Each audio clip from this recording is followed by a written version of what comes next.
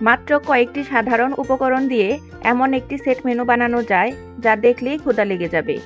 আজ বানাচ্ছি সুগন্ধি পোলাও আর মজাদার চুচু হাড্ডির ঝোল। ভিডিওটি শেষ পর্যন্ত দেখুন।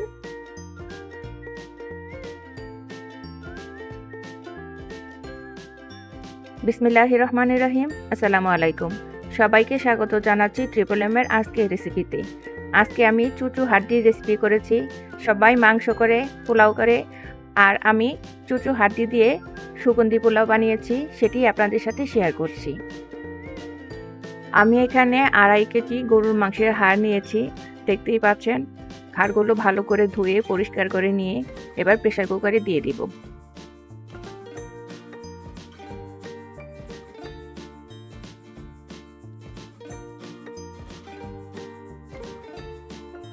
প্রথমে হাড়গুলো প্রেসার কুকারে দিয়ে দিচ্ছি।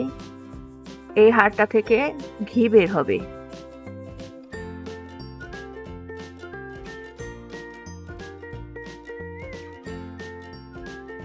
এবার দিয়ে দিচ্ছি 2 কাপ পেঁয়াজ কুচি, আর এখানে নিয়েছি এলাচ, দারুচিনি, লবঙ্গ আর জায়ফল। জায়ফলটা আমি গুঁড়া করে নেব। তেজপাতা দিয়ে দিলাম। এলাচের মুখগুলো ফাটিয়ে নিব।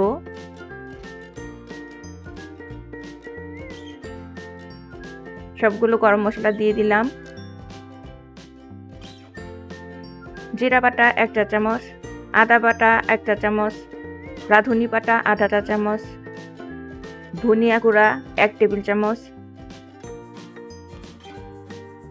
হলুদের গুঁড়া 1 চা চামচ, মরিচের গুঁড়া 1 টেবিল চামচ, স্বাদ মতো লবণ, কাঁচা মরিচ বাটা আর সয়াবিন তেল।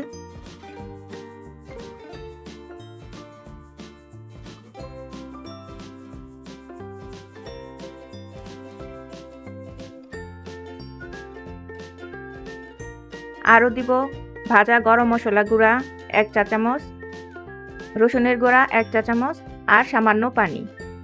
এবার সবগুলো একসাথে ভালো করে মাখিয়ে রাখবো 10 মিনিট।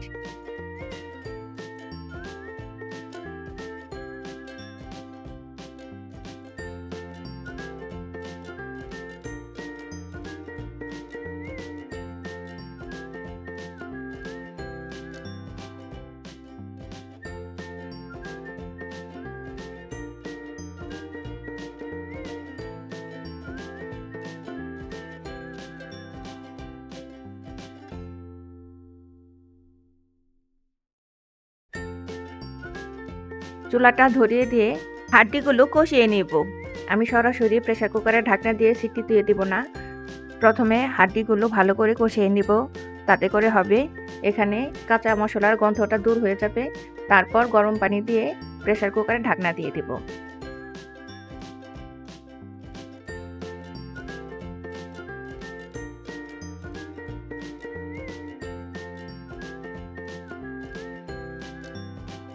ভালো করে নেড়েচেড়ে কষিয়ে নিচ্ছি।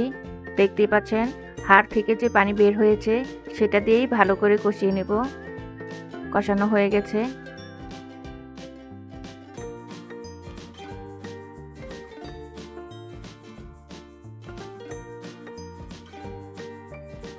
এর মধ্যে গরম পানি দিয়ে দিলাম। প্রেসার কুকারে গরম পানিটা এমনভাবে দিব যাতে সিটি বাজার সময় ঢাকনার উপর দিয়ে তরকারির ঝোলটা বেরিয়ে না আসে। এবার লবণটা চেখে নিলাম। লবণ কম হয়েছে, আমি স্বাদ মতো লবণ দিয়ে দিয়েছি। এবার প্রেসার কুকারে ঢাকনা দিয়ে লক করে দিয়ে চুলার আঁচ মাঝারি থেকে লোতে রেখে 20 থেকে 22টি সিটি দিয়ে নিয়েছি। এখানে আমার 1.5 ঘন্টারও উপরে সময় লেগেছে। আর পাশেই রান্না করছি ঝরঝরে সুগন্ধি সাদা পোলাও। এই পোলাওয়ের রেসিপিটিও আমি আপনাদেরকে দিয়ে দেবো ইনশাল্লাহ। চুলা বন্ধ করার পরে এবার প্রেসার কুকারের ঢাকনাটা খুলে নিলাম।